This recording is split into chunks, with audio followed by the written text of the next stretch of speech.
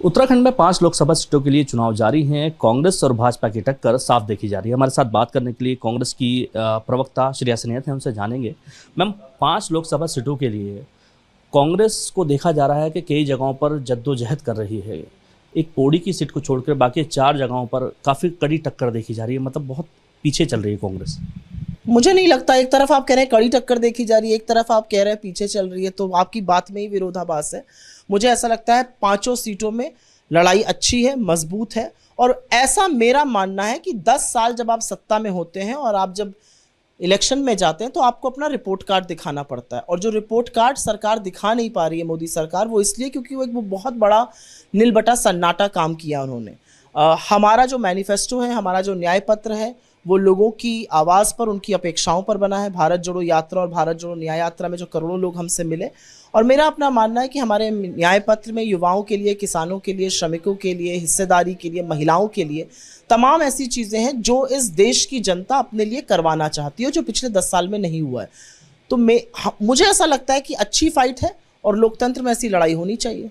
आपके मैनिफेस्टो को पीएम कहते हैं कि मुस्लिम लीग की छाप लग रही है।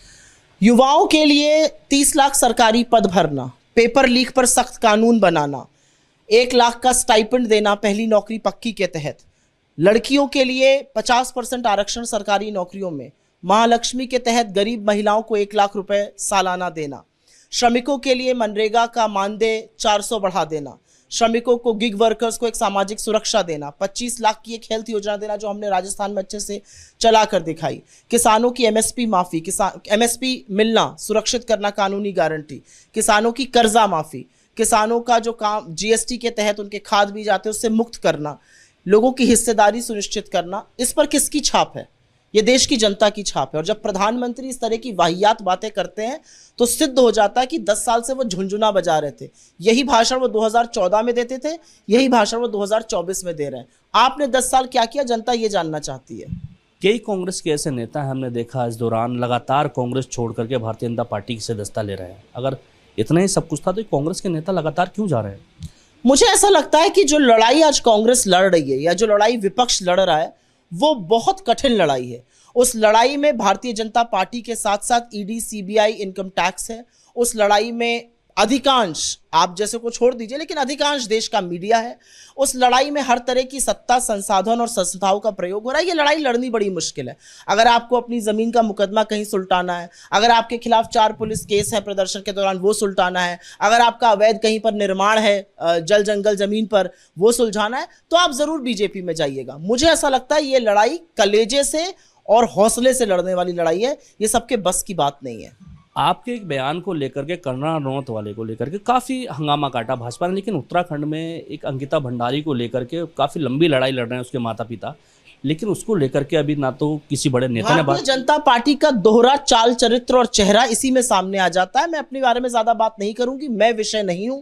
मुझे जो एक्सप्लेनेशन देना था मैंने वो इलेक्शन कमीशन को दे दिया और इलेक्शन कमीशन ने मेरी बात को माना।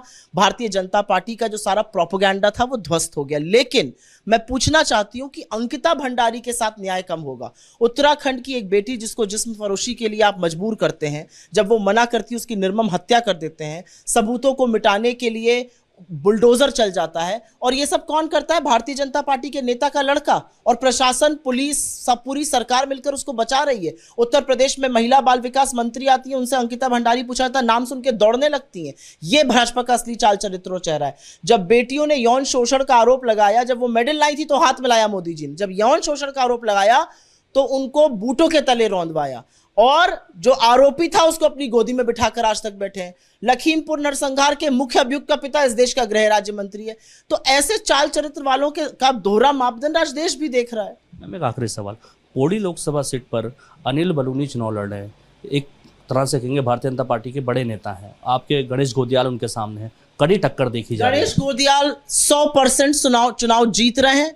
गणेश घोडियाल पौड़ी के अगले सांसद होंगे।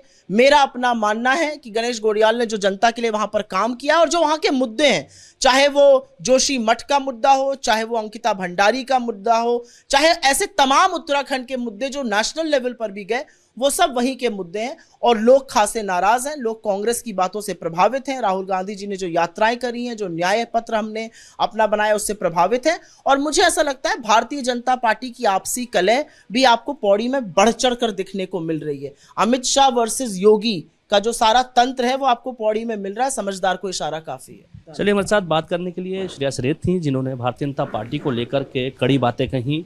पौड़ी लोकसभा सीट को उनका कहना है कि गणेश घोड़ियाल वहां पर भारी मतों से जीत दर्ज करने वाले हैं। Danish Khan, ABP live, Dehradun.